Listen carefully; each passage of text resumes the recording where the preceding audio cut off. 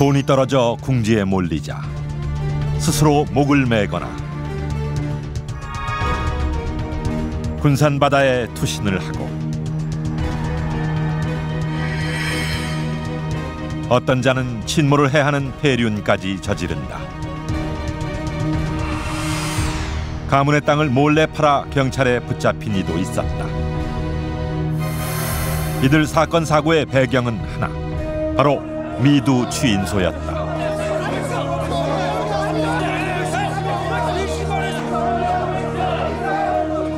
당시 미두 추인소의 풍경을 두고 손을 흔들고 악을 쓰니 미친 사람 날뛰듯 하다는 말이 있을 정도였다. 쌀값 안정과 공정한 시세를 위한다는 구실로 만들었는데요.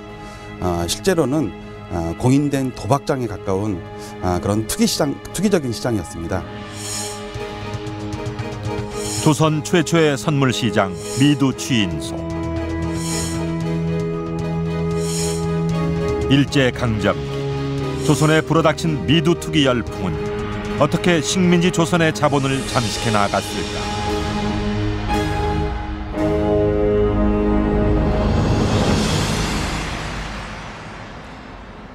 조선 팔도를 들썩이게 했던 미두 추인소가 이곳 인천 개항장에 설립된 것은 1896년의 일이었습니다.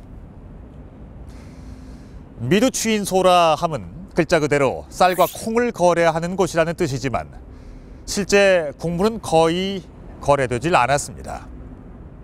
대신 쌀값을 미리 예측해서 그 값의 오르내림으로 돈을 버는 오늘날의 증권 선물 거래소 같은 곳이었죠. 당시의 일간지를 한번 살펴보겠습니다. 지금의 증권 시황표처럼 매일매일 미두 추인소의 쌀값 추이를 싣고 있을 만큼 사람들의 관심이 상당히 높았습니다. 조선 팔도에 돈께나 있다는 사람들은 당시로서는 첨단 금융시장인 미두 추인소로 몰려들었는데요. 그중에는 약관 20세의 나이로 조선 최고의 부를 거머쥔 이도 있었습니다.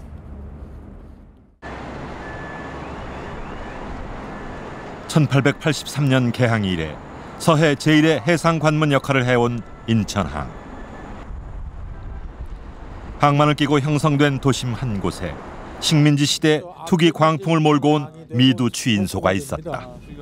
네, 미두 추인소는 어디 쪽이에요? 이제 미두 추인소는 저기 하얗게 보이는 건물이 인천 우체국이고. 옛날에 인천 우체국. 그렇죠. 예. 대각선 쪽으로 보이는 저 빨간 건물. 예. 저기가 이제 추인소가 되겠어요.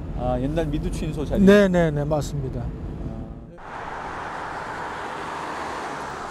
지금은 평범한 거리 풍경이지만 100여 년 전 이 일대는 미두 추인소를 중심으로 거대한 정미 공장과 수십 개의 쌀 창고가 밀집된 조선 최대 쌀 유통 거리였다. 그때 번성함을 엿볼 수 있는 흔적이라곤 일부 남은 쌀 창고가 전부다.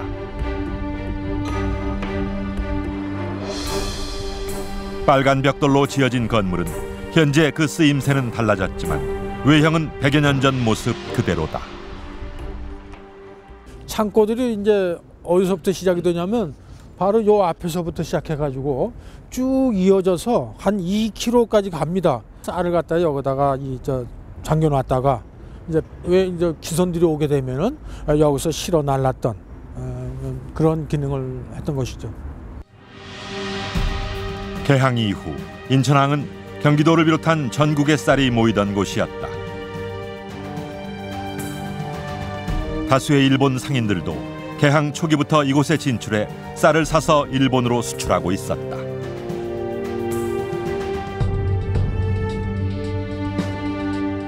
그런데 1896년 가쿠 에이타로를 비롯한 일본 상인들은 갑자기 미두 추인소라는 것을 인천에 설립했다.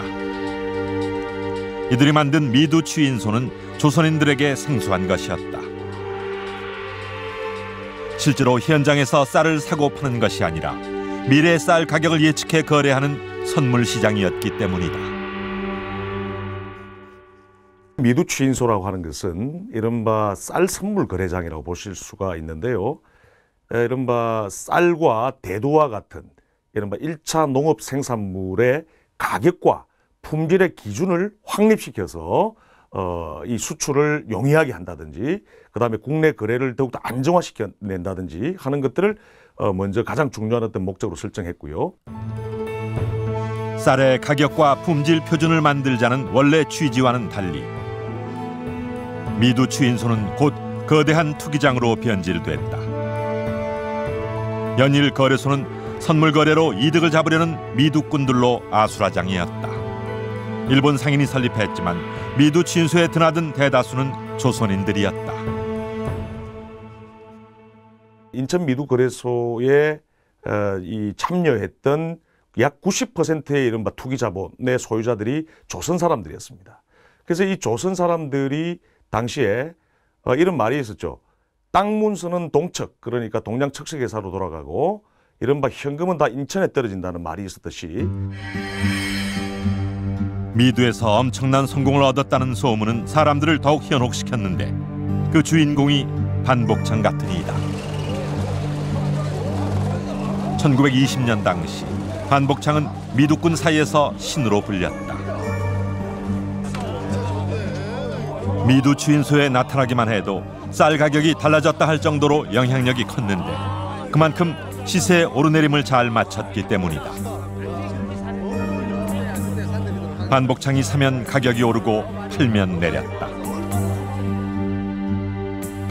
시대도 그의 편이었다. 그가 미두시장에 뛰어든 1920년은 쌀값이 폭등하던 시기였다. 하인으로 일해 모은 미천 400원은 1년도 채 되지 않아 40~50만 원으로 무려 1,100가 넘게 불어났다. 지금의 가치로 수백억에 달하는 거액이다.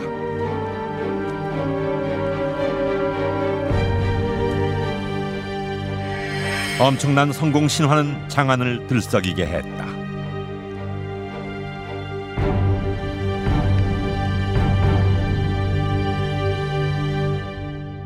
(1920년대) 상황에서는 10위권 안에 드는 그 조선 전체에서 10손가락 안에 드는 부자라고 볼 수 있고요. 현금 동원력으로 치자면 단연 1, 2위를 다투는 사람이 아니었을 거라고 추측해 봅니다. 어떻게 이런 일이 가능한 걸까? 그것은 미두추인소의 선물 거래 방식 때문이다. 매매 영수증, 즉 종이 한 장으로 쌀 1,000석, 2,000석이 거래됐다.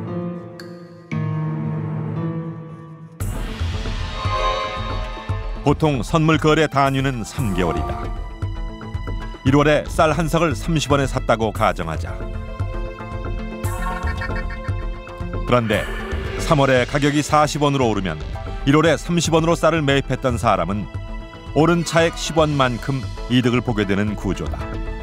100석, 1000석 거래 규모를 감안한다면 엄청난 차익을 얻을 수 있게 된다. 반복창이 미두로 단 1년 만에 조선 최고의 부자가 됐다는 소문이 번지자 조선 팔도에 돈 깨나 있는 사람들로 미두추인소 앞은 연일 장사진을 이루었다.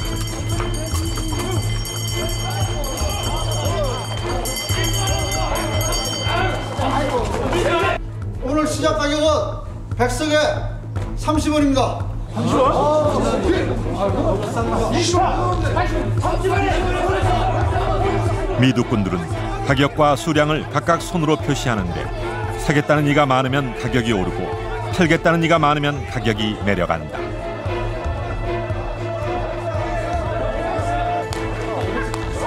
이를 중매 관리원들이 취합해 사고 파는 이의 숫자가 일치되면 가격이 결정돼 시세에 반영된다. 이렇게 하루 거래에서만 10차례 이상 쌀 가격이 변한다. 미두시장의 순기능이라고 하는 것은 공개시장에서 쌀이나 농산물 가격을 결정하겠다는 것인데요. 그건 굉장히 의미 있는 일이고 중요한 일이라고 볼 수 있는데 실제로 조선 사람이 뛰어들었던 것은 공개시장에서 쌀값을 조정하겠다는 의도보다는 투기적인 거래가 더 많았다라고 보면 되겠습니다. 당시 거래 기본 단위는 100석. 한 석 가격 30원만 잡아도 3,000원이란 엄청난 자금이 필요하다. 그런데 미두 거래에서는 이 중 10%만 예치하면 거래가 성사됐다. 가진 돈이 적었던 반복창 같은 이가 단 한 번 거래로 수십만 원을 벌 수 있었던 것도 투기적 구조 때문이었다. 인근 서울 경기 지역뿐 아니라 지방 중소도시 지주, 소자본가까지 미두 취인소로 몰리면서 인천은 돈과 사람이 넘쳐났다. 당시 인천의 유흥가는 미두꾼들로 불야성을 이루었다. 전국에서 오는 사람들이 머무르는 어떤 그런 여관업이 성행하고 와서 여관에 머무르면 결국 음식점도 찾아가야 되고 또 술집도 이제 생길 수밖에 없는데 미두 취인소가 생기고서는 이제 더욱더 지방에서 올라온 사람들이 뭐 미두를 하다 보니까 돈을 거의 뭐 잃죠, 사실은 그 확률적으로도. 그런데 와서 이제 그 울분의 마음을 달래려니까 결국은 술집을 찾을 수밖에 없고. 지금은 조용한 주택가 골목. 건번 지역이고, 예, 그래서 이제 용동 건번 이렇게 써서 이 지역을 100여 년 전 이곳은 타지에서 몰려든 미두꾼의 안식처 용동 권번이 있던 자리다. 권번은 구한말 체계화된 기생양성소를 말하는데 용동 권번은 전국에서도 손꼽히는 곳이었다고 한다. 미두 투기에서 돈을 따면 기분이 좋아서 이르면 그 울분을 풀기 위해 찾던 곳이 바로 술집, 기생집이었던 것이다. 문헌 기록에는 종종 용동에 건번이 있었고 규모는 어땠었다. 뭐 거기에 뭐 기녀로선 뭐 이화중선이가 있었고 누가 있었다 이런 게 나오지만은 사실 뭐 건물들은 다 없어졌고 지금 남은 유적으로는 오직 그 돌계단 하나만이 지금 남아 있을 뿐입니다. 용동 권번의 쇠락한 풍경 속에는 흥청망청 흩어진 일확천금의 꿈과 탄식이 아직도 남아있는 듯하다. 단 1년 만에 조선 최고 부자 반열에 오른 반복창. 누구라도 그 이야기를 전해 들으면 미두 거래에 혹하지 않을 수가 없을 만큼 엄청난 성공 신화였습니다.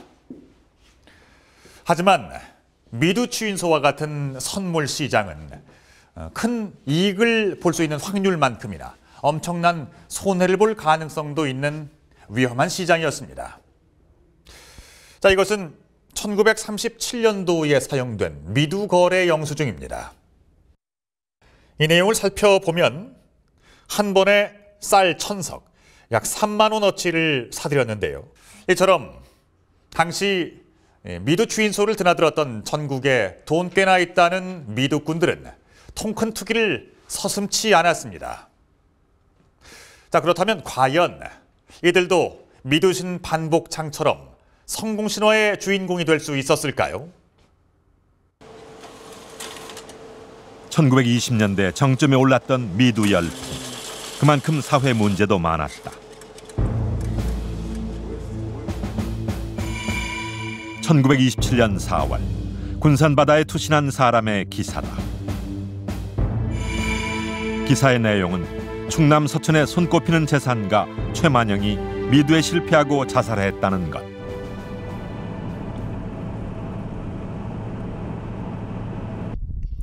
금강의 우측에 자리한 서천구는 서해에 접해 넓은 간석지가 발달했는데 일제강점기 간척사업으로 토지가 확대되어 중소지주들이 적지 않았다. 최만영도 그중 하나였다. 여기가 땅인가요? 그렇다면 그는 어느 정도의 토지를 소유했을까? 당시 상황을 기억하는 마을 어르신과 함께 마을을 둘러보았다. 어디부터 어디까지인지 여기서 한번 좀 설명을. 여기 동네에 있는 이 질작품부터 저 건물 저 있는데 저 전주 높은 데 있잖아요. 예. 고려에서 이 산 있는데 여기 똥몇 있는 데서 이렇게 이 산 밑으로 요리에서 다 이 짝퍼니까지.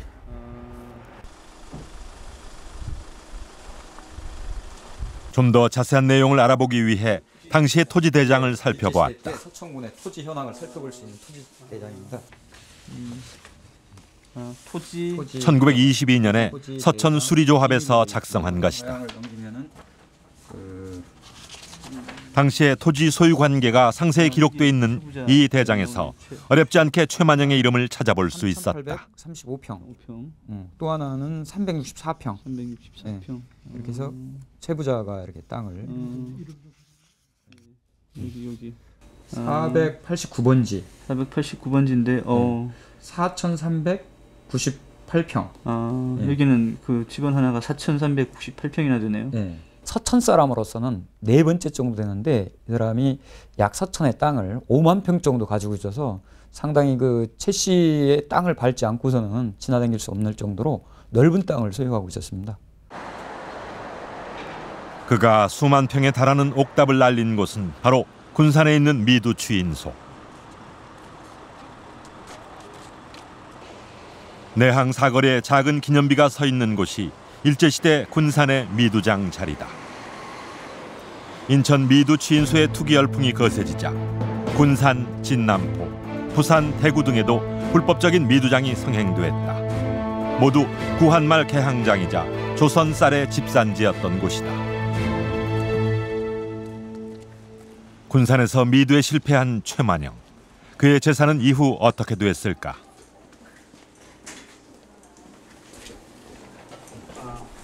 최초 토지대장입니다. 제작진은 1920년대 폐쇄 등기부 등본을 찾아보았다. 여기 있습니다. 246에 최초 소유자이고 추후 소하 2년에 그 추부자가 죽은 다음에 서천에서 그 가장 유명했던 향천이한테 토지 소유가 변동된 상황을 볼 수 있는데 최만영이 죽은 지 2달도 지나지 않아 그의 토지 소유권은 이전됐다. 가가와 부에몬, 당시 서천 지역에서 고율의 소장료로 악명이 높던 일본인 지주였다. 이 미두에서 상실하게 된 토지를 일본 대지주가 그것을 흡수하는 형식으로 해서 토지가 자연스럽게 일본으로 넘어가는 과정을 갖다 볼 수 있는 것이 이 지금 이 최부자의 토지 대장을 통해서 알 수 있는 과정입니다. 미두 추인소가 최초로 생긴 탓에 일제시대 인천은 악마굴로 묘사됐다. 조선을 망하게 하는 5가지 광풍 중 하나로 미두를 꼽기도 했다. 수많은 조선 중소 자본가, 지주를 몰락의 길로 내몰았기 때문이다. 당시 인천에서 유행하던 말이요. 인천 바다물은 미두에 실패한 사람들이 흘린 눈물이 모인 것이고 인천 바닷물이 짠 이유는 그 눈물이 짜서 그렇다라고 하는 말이 유행할 정도로 거의 미두 시장에 뛰어든 사람 대부분 실패했다고 보면 되는데요.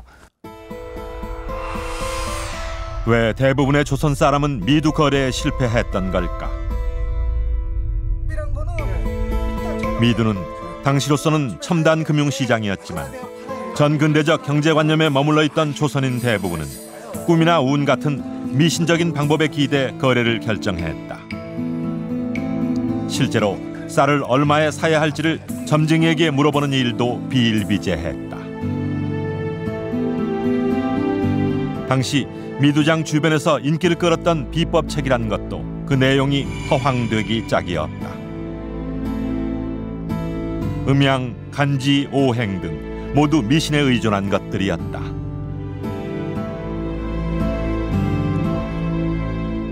조선 사람의 경우에는 그런 그 과학적인 분석이 아니라 그 감을 가지고 투자를 하는 경우가 대부분이었기 때문에 정보가 없어서 반드시 실패할 수밖에 없는 그런 운명이었던 것이죠. 그런데 그것도 모르고 운이 좋으면은 큰 돈을 벌 수 있을 것이라는 막연한 기대에서 뛰어들었기 때문에 대부분 실패할 수밖에 없었다고 봅니다.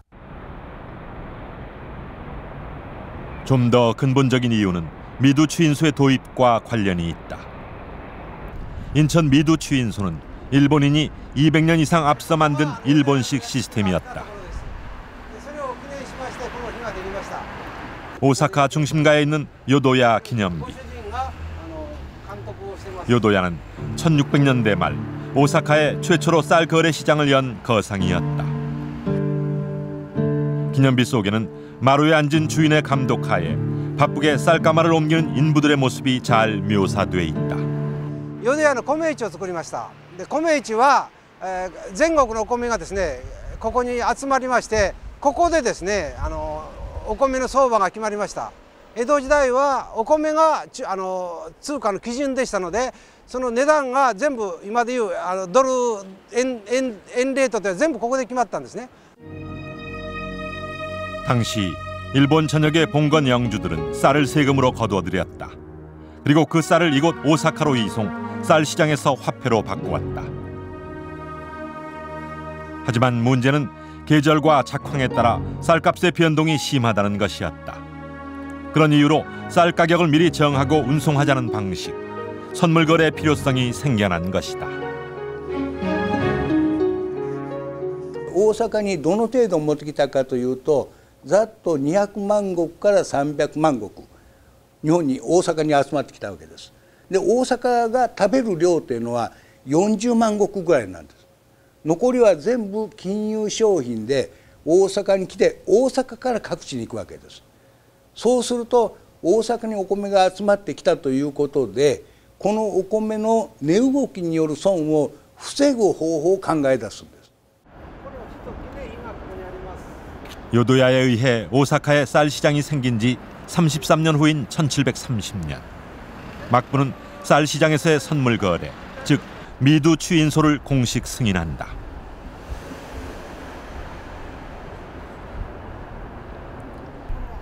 세계 최초의 선물 시장이었다. 場所はこの一帯だったというふうに考えられます。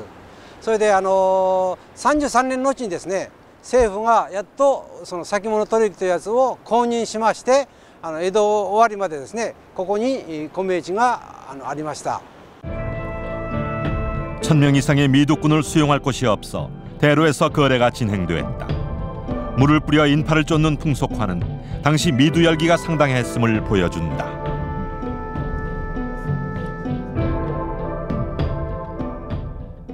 朝2時間、昼は2時から5場で2時間取引をやったわけですね。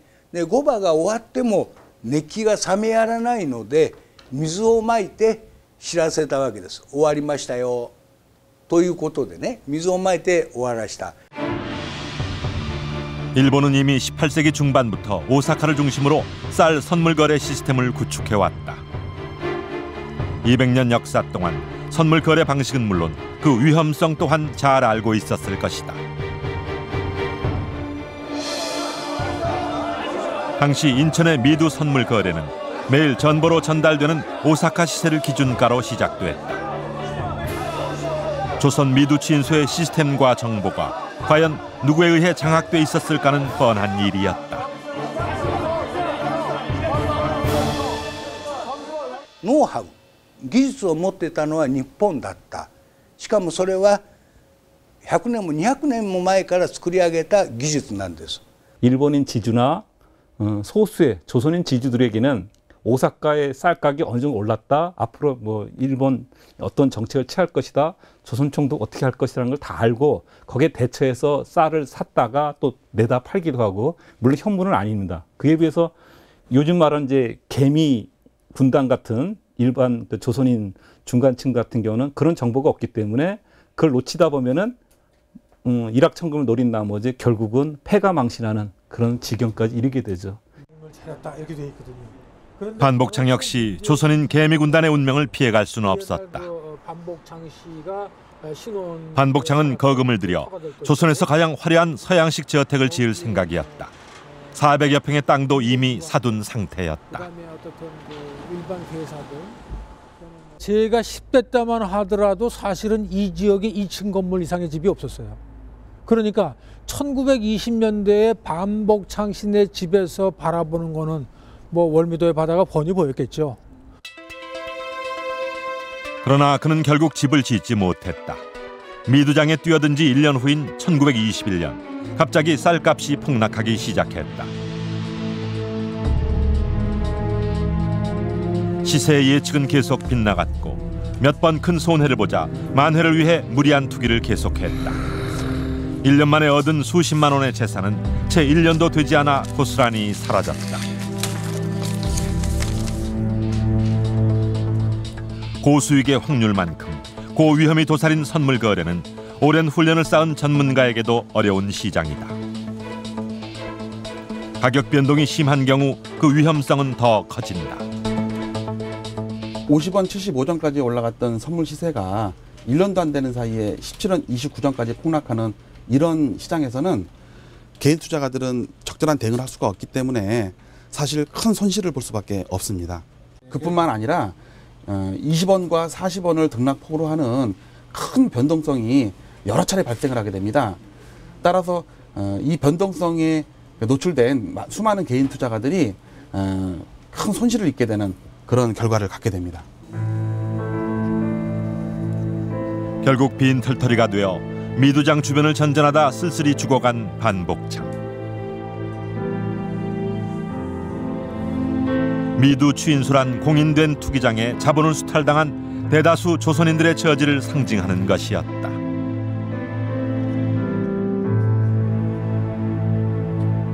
지금은 평범한 인천 도심의 한 거리.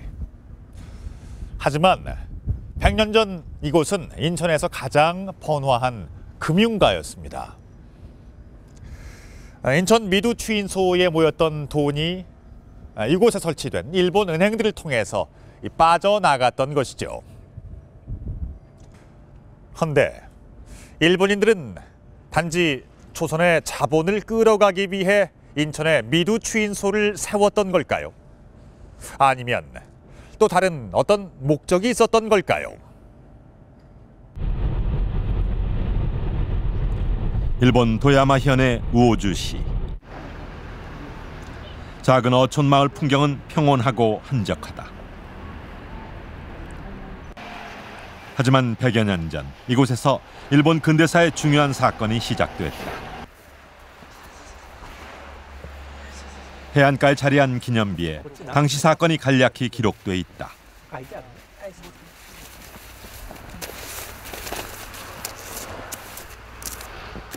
이른바 도야마 쌀 소동이 발생한 것은 1차 대전 직후인 1918년 7월 어느 아침이었다. すぐそこにも当時の建物の、92銀行の米蔵が現存しているわけですけれども、そういう米騒動発祥の地というのを記念いたしまして、ここに船の舳先とですね米俵をイメージしたモニュメントを設置しております。それが平成18年ということになります。そういう場所になっております。 사건이 일어난 곳은 바로 이 창고 아니었다. 은행이 쌀을 보관했다가 판로가 생기면 외부로 반출하던 창고였다. その後沖合ですね、ちょうど輸送用の蒸気船が来た時にこの米俵をです外へ出してで沖合の船までまた橋家で運んでいた。 메이지 유신 이후 공업화가 진행되면서 일본은 쌀 부족 문제에 시달렸다. 특히 1차 대전 후 쌀값이 천정부지로 치솟으면서 문제는 더욱 심각해졌다. 도저히 감당할 수 없는 수준으로 쌀값이 오르자 주민들의 저항이 시작됐다. そのあんたら米を出すからですね、私たちはその米の値段が高くなって、米を買えなくなってくるんだと。だからなんとかですね、その積み出しをやめてもらいたいというようなことを頼んだわけです。そしたらこれではダメだということで、主婦たちは実力行動に出てですね、そして数えとる米に飛び上がって米につながって体重をかけてですね、下へ落とすわけなんです。 도야마현의 쌀 소동은 전국으로 확산됐다. 도시 노동자와 빈농이 대거 가세했다. 분노한 군중들은 곳곳에 있는 쌀 창고를 불태웠다. 일본 정부는 군대까지 동원해 시위대를 탄압했지만 성난 민심을 잠재울 수 없었다. 결국 무소불위 권력을 행사하던 데라우치 내각을 사퇴시킬 정도로 일본의 쌀 문제는 심각했다. 日本がですね20世紀に抱えていた問題というのは後進国でありながら急速にこう経済発展をね、目指していく資本主義発展を目指していくということだったんですけど、明治の初年では日本は米も輸出しておりますし、輸入もしてます。それは共作方策によって違ってたんですけど、だんだんこう工業が発展してくると恒常的に食料米が不足してくるという時期が起こります。それが1900年ぐらいから日本は恒常的に食料輸入を始めるんですね。 자국의 쌀 수급난을 간파하고 조선 쌀 시장을 주목한 것은 이제 밝은 일본 상인들이었다. 조선의 쌀은 일본 쌀과 품종이 같아 소비자들의 입맛에 맞았지만 가격은 일본 쌀보다 훨씬 저렴했다.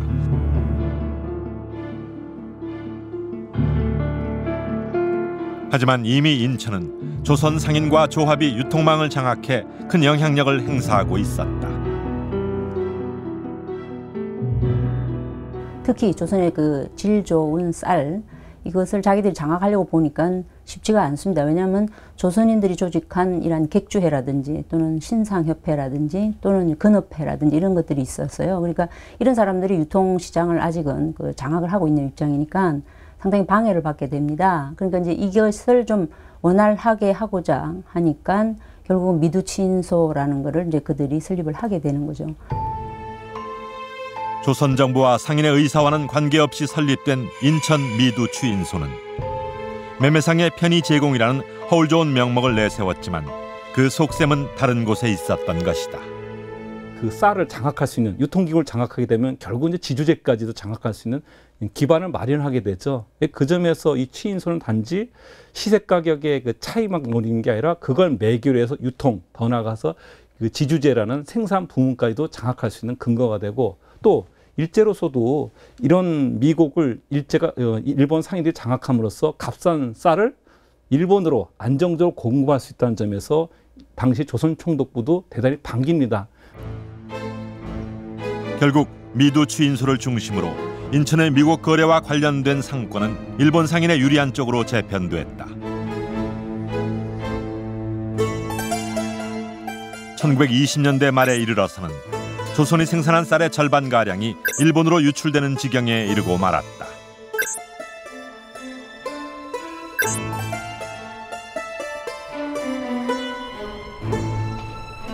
조선 쌀을 가져가기 위한 일제 노력은 전방위적이었다. 일본 상인들이 유통망을 장악했다면 쌀 반출량을 늘리기 위해 조선 총독부가 나서 인프라를 구축했다. 익산에서 군산으로 이어지는 호남선의 지선인 군산선은 1912년 본선이 호남선보다 먼저 개통된다. 왜 조선 총독부는 지선에 불과한 군산선의 개통을 서둘렀을까? 평야지대를 가로지르는 군산선 주요역에는 공교롭게도 일본인 지주 소유의 농장이 밀집해 있었다. 당시 물동량의 상당 부분은 미국이 차지했다. 조선 농민의 노동력을 착취해 생산된 호남 평야지대의 쌀은 고스란히 철도에 실려 나가게 된 것이다. 당시에 뭐 20년대에 군산에서 이 전주까지 있었던 이 대농장은, 일본인 대농장은 뭐 한국 전체를 놓고 보더라도 그야말로 일본인 농장의 그 집중적인 그런 지역이었다고 할 수 있죠. 바로 그만큼 쌀의 어떤 이 생산과 또 집산 그리고 반출 이와 같은 것을 돕는 그런 장치로서 군산 그 선도 큰 역할을 하고 있었다, 이렇게 볼 수 있겠네요.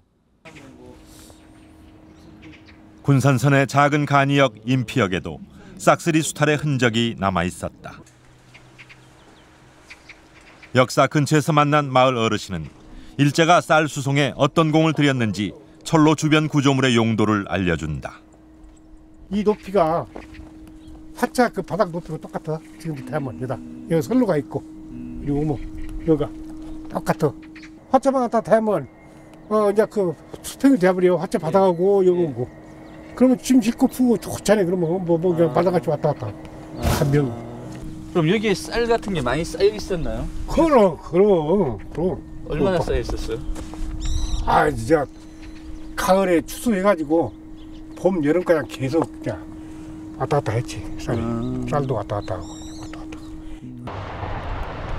일제강점기 가장 비옥한 평야를 가졌음에도 조선 농민은 그 혜택을 누리지 못했다. 늘 실은 안 갔어. 늘 수시로 다 뺏어갖고. 아기 여기 뱅 굽는 사람 천졌지. 다 뺏어갖고. 굽는 사람 천졌어 이거. 이 촌에는. 군산선이 달려 도착하는 곳에 군산 내항이 있다.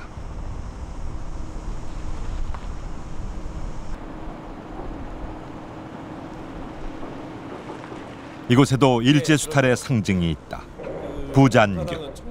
수유에 따라 뜨고 가라앉는 이른바 뜬다리 부두다.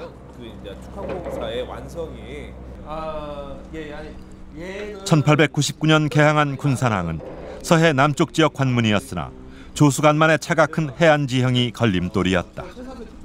지금 현재는 이렇게 물이 가득 차 있잖아요.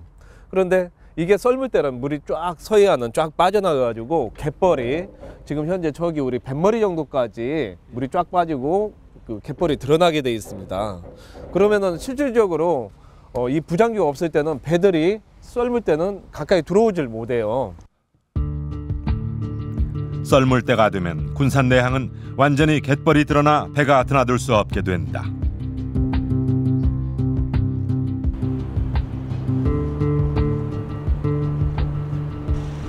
하지만 부잔교를 통하면 갯벌이 드러나지 않는 곳까지 화물을 운반할 수 있다. 부잔교를 통해 썰물의 영향을 받지 않는 항구를 만든 것이다.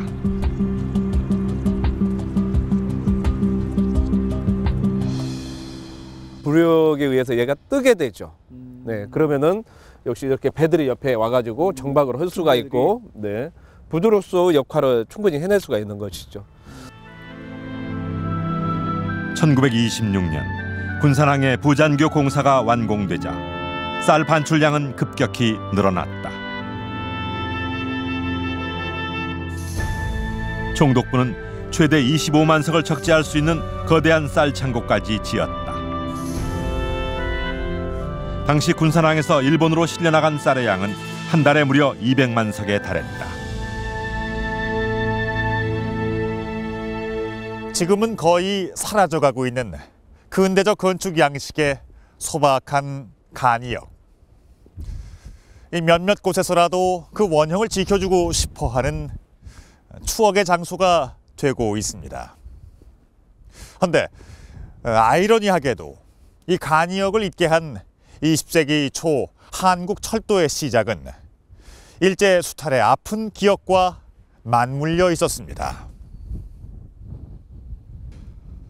군산선의 중간 기착지인 이곳 임피역에서도 바로 인근에 이 지역 최고의 대부호였던 일본인 소유의 농장이 자리했었습니다. 군산 근대 역사 박물관. 이곳에는 식민지 시기 군산에 거주하면서 군산 경제를 쥐락펴락했던 일본인들의 흔적이 많이 전시돼 있다. 개정에서도 이제 마을 단위로 그 중에는 일본인 대지주 구마모토 농장의 규모를 파악할 수 있는 자료도 있다. 당시 그 옥구군인 관내에 있었던 구마모토 농장의 지적도입니다. 잘 정리된 지적도에는 소작인의 이름까지 세세하게 기록돼 있다. 구마모토는 그 당시에 가장 많은 토지를 소유하고 있다고 스스로 얘기를 하고 있었습니다. 근데 당시 면적으로 봤을 때 1천만 평 정도. 네. 요즘 이렇게 쉽게 생각하면은 여의도의 한 10배 정도의 양이라고 볼 수 있죠. 그의 농장은 1개시 5개 군에 걸쳐 광활한 지역을 차지하고 있었다. 고용된 소작농만 2만 명에 달했다고 한다. 일본 게이오 대학 출신으로 사업 수완이 남달랐던 구마모토는 큰 자본 없이 조선에 입성해 땅을 넓혀갔다. 구마모토 같은 우리나라 조선의 최대 지주 같은 사람은 사실은 자기가 돈이 이렇게 많이 갖고 있지 않았고 초기에는 일본인들 지주로부터 돈을 빌려서 아니면 소개를 해가지고 투자하다가 자기가 보니까 땅값도 싸고 그에 비해서 생산량이 높다 보니까 자기가 투자를 해서 조선 최대 지주로 오른 사람이 구마모토 류헤이라는 사람입니다. 농장 안쪽에 위치한 근대적 풍취의 구마모토 가옥은 당시 그의 영화를 엿볼 수 있는 공간이다.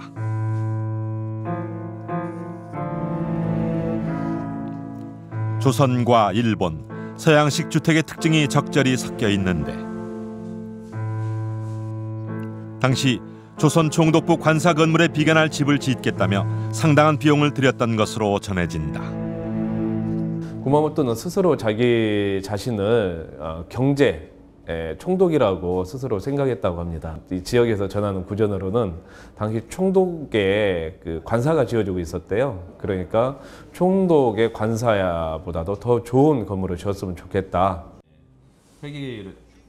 구마모토 농장은 주식회사 형태로 당시로서는 없었던 기업형 농장이었다. 농장 운영 형태나 이런 부분들을 투자 비용, 매출 등에 대한 농장의 공식 회계 기록이 한 해 단위로 정리돼 있다. 고정자산에 대한 이런 자본주의적 생산 방식으로 생산량은 증대됐다. 당시 회계 관련 서류들이 자세히 명시들이 돼 있습니다. 자본주의 기업 방식을 받아들여 가지고 최대의 이윤을, 그러니까 최고로 많은 그 쌀을 확보하기 위해서 그 종자를 처음에 파종할 때부터 농업 기술, 그리고 관리, 회계, 그리고 소작농에 대한 관리나 이런 부분들까지 아주 체계적으로 운영이 됐는데요. 이렇게 운영을 하기 위해서 구마모토 농장 같은 경우는 대략 그 직원들이 49명 정도가 일을 했다고 하고, 하지만 일제로부터 이식된 새로운 경제 체제에 적응하지 못한 조선 농민들은 더욱 피폐해져 갔다. 채만식의 근대 소설 탕류는 일제강점기 조선 농민의 몰락을 치밀하게 묘사하는데 그 배경이 바로 군산 미두장이다.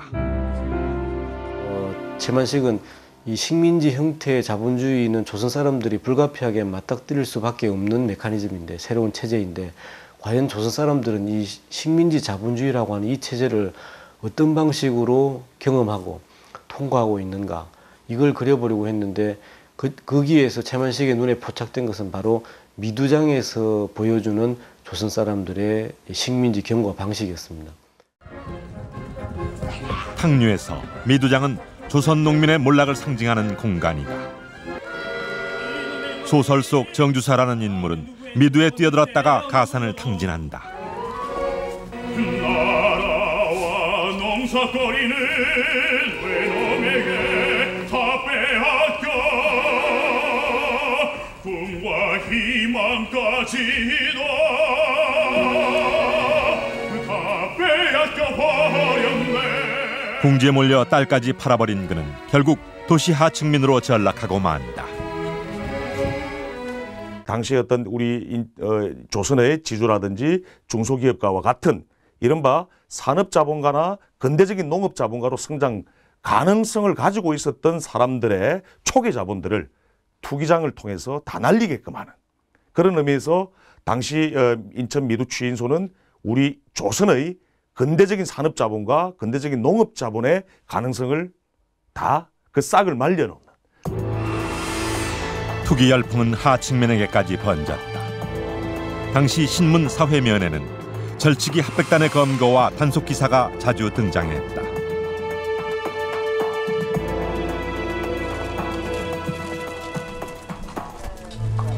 돈이 없어서 미두장에 들어갈 수 없는 가난한 사람들이 시세 오르내림에 푼돈을 걸고 하던 도박이 바로 합백이었다. 야, 하이 갔어. 상해 갔어. 온도 사서 빨리 하셔. 빨리. 너는 내린다. 오른다. 이들 역시 무모한 투기의 희생자가 되기 일쑤였다. 35원 이전이요. 우사과 시세 35원 이전. 올랐다.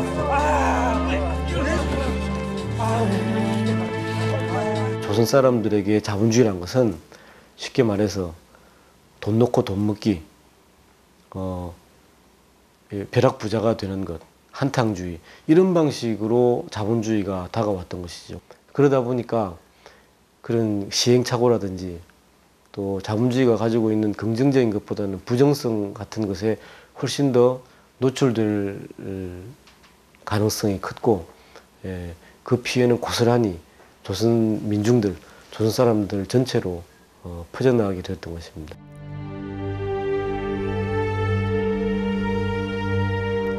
(1939년) 인천 미두판의 황금몽은 안개처럼 사라지고 구름처럼 흩어졌다며 인천 미두 취인소의 폐쇄 소식을 전했다. 미두장에서 사라진 것이 조선 미두꾼들이 품었던 일확천금의 꿈만은 아니었을 것이다.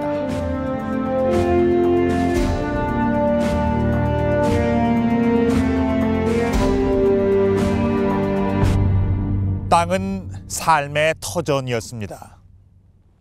그런데 그 비옥한 땅을 일궈낸 대다수의 조선 농민들은 자신이 피땀 흘려 그 땅에서 수확해낸 기름진 쌀의 단맛을 볼 수 없었습니다.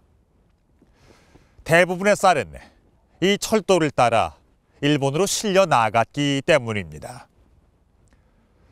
거기에 더해 미두 취인소에서 시작된 투기 열풍은 식민지 조선의 경제를 더욱 피폐하게 만들었습니다. 식민 통치 하에서 조선의 자생적인 근대화를 수십 년 동안 지체하게 만들었던 안타까운 역사. 그 일면엔 조선 최초의 선물시장 미두 취인소가 있었습니다.